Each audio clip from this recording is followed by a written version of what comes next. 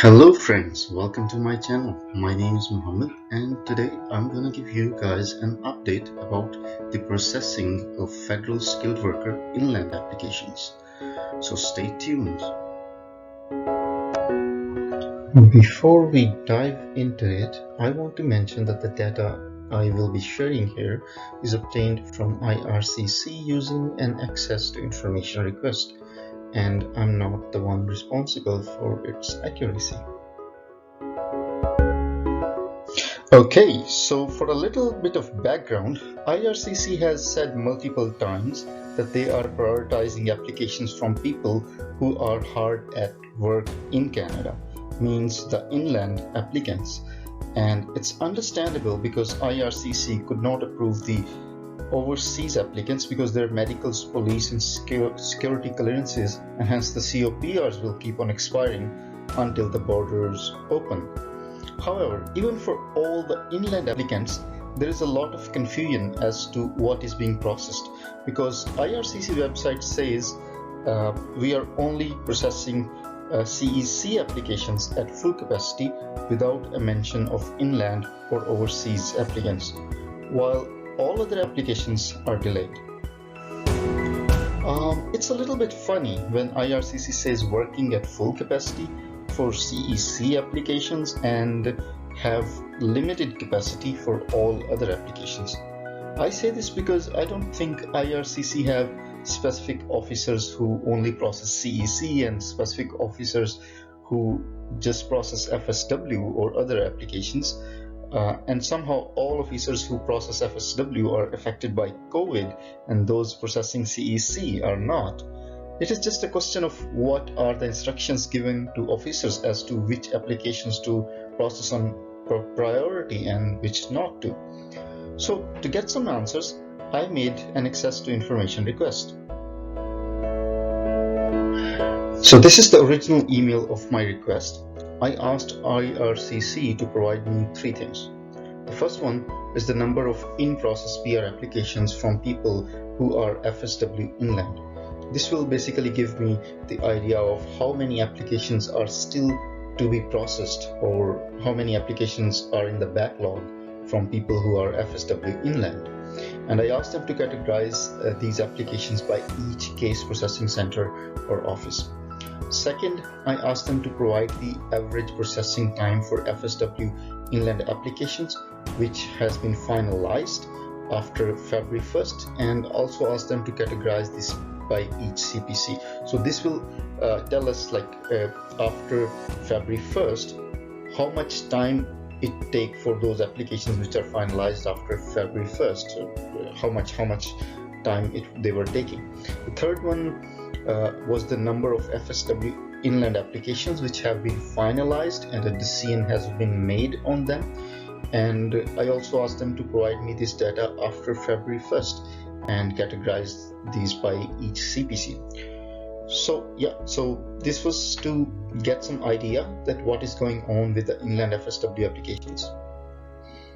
Now this is the response email, the original one, and I'm very happy that IRCC provided all the information I asked for, and this happened after a few email exchanges. So so they responded me finally on May 28. Okay, so that's the email response I eventually got.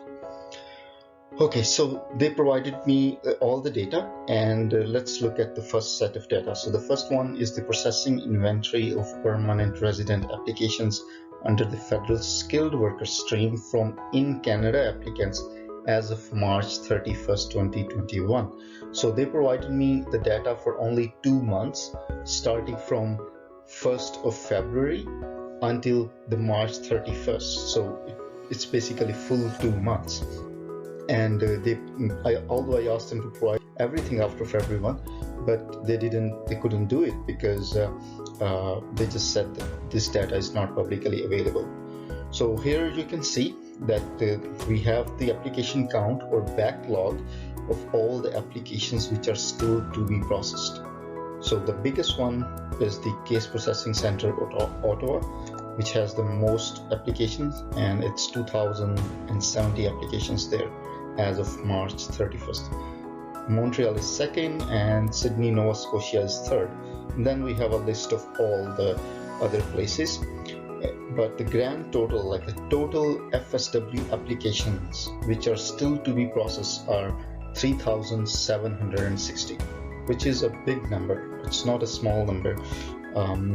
Although if IRCC would like to process these, they may be able to process within a month, but they are not trying to process it in a priority basis. So why I'm saying that is this from the second slide.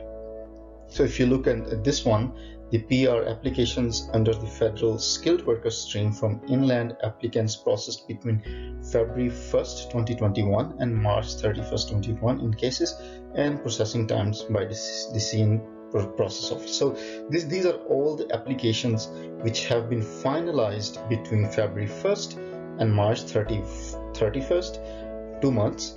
This data tells us how long it took to finalize those applications and how many applications have been finalized in those 2 months.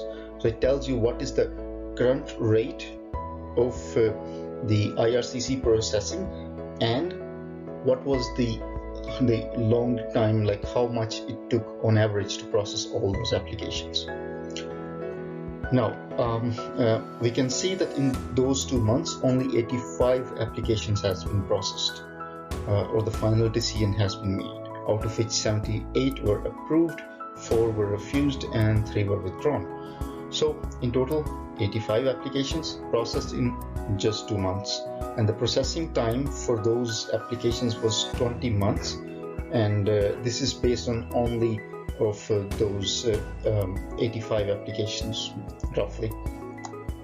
Now if we assume that COVID situation doesn't improve and IRC just processes these applications at the same rate, then we can see that the applications that are being processed per month in case of FSW inland applications is 43. It's simply 85 divided by the number of months for which the data they provided, and how long it will take to process 3,760 applications which are still in the IRCC inventory. We can find that by just simply dividing 7,360 by 43, and it turns out to be 87 months, which is 7 years almost. That's a long time.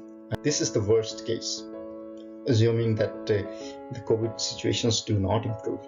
But I'm very hopeful that the situation will improve, and slowly IRCC will start processing applications faster. This is just a speculation and the worst case. So just keep in mind that if you are the last person on those 7,360 applications and the COVID situations do not improve, then you need to be a lot more patient.